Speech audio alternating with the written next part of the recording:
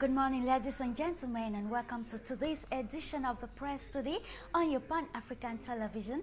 It's the first edition for the press for the month of December. Let's kickstart today's edition with the Post newspaper from Zambia. Sunday Post Zambia writes that more MMD diehard National Coordinator Bosman Losambo on Saturday beat up the National Secretary Major Richard Kechengwe and deprived him of his office at the party's secretariat for invalidating the elections of Nevers members as clear evidence that Mumba was still president of the Reform Party. The paper also says that South Africa's Deputy President Kgalema Motlanthe does not want to be called a politician, let alone a candidate. Some individuals have begun nominating Motlanthe to take over the nation's governing African National Congress Party, ANC.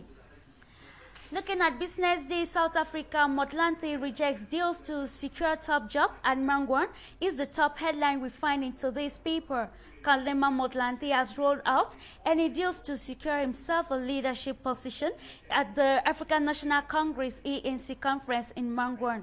However, his principal stance could see him lose out the jockeying to lead the party for the next 5 years. Just below the kicker, there's this other interesting story on how Western Cape farm workers say they are determined to continue striking to more than double their daily wage to 150 rand from 70 rand and improve their living conditions. Still in South Africa, we're looking at Cape Times. This paper cites that a marathon Western Cape ANC meeting ended in disarray on Sunday as battles raged between members favoring a second term for party president Jacob Zuma and those who want him replaced by his deputy Kgalema Motlanthe. The provinces among three, which failed to conclude Provincial General Council's PGC meeting to determine choices for the leadership at the party's elective national conference starting on December 16. The paper also writes that former Chief Justice Arthur Carson, who died the weekend, epitomized a generation of moral leaders who guided South Africa from appetite to democracy, said Archbishop Desmond Tutu. If you want to know more, visit Cape Town, South Africa.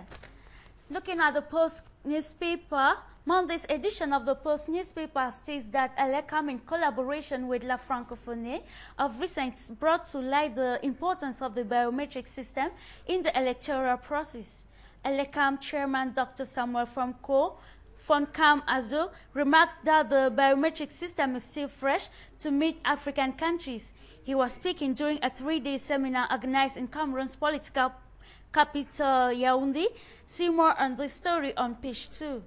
The paper also led us to know of the reasons behind Equatorial Guinean President Teodoro Obiangema Basogo's visit to Cameroon. Beneath the diplomatic talk contained in the final communique that sanctions President Obiang's visit to Cameroon were talks on the simmering animosity that has threatened to sever diplomatic relations between the two states. Grab your copy now to know more about these stories. Taking you to Asia, we'll be looking at the Wall Street Journal Asia.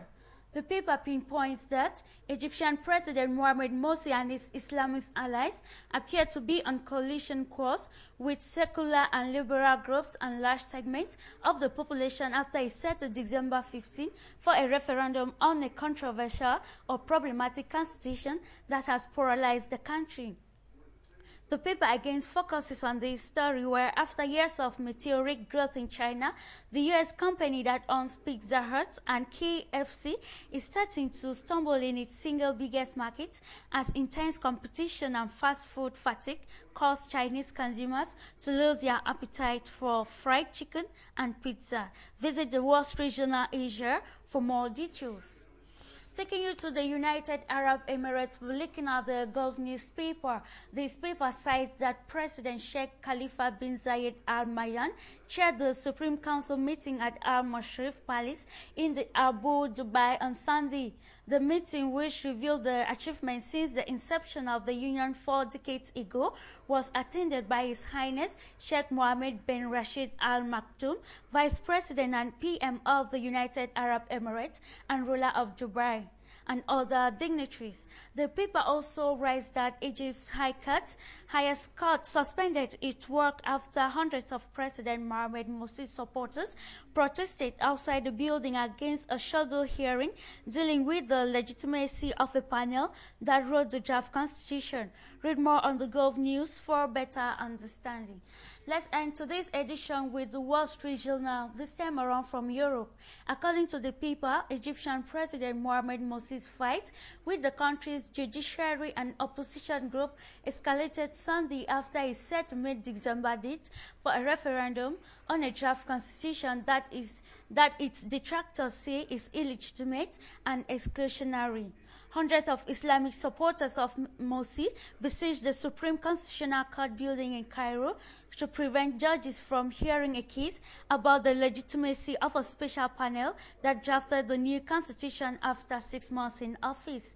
The paper again raised that UK Treasury Chief George Osborne's bold gamble of sweeping government spending cuts has made him one of the UK's least popular politicians.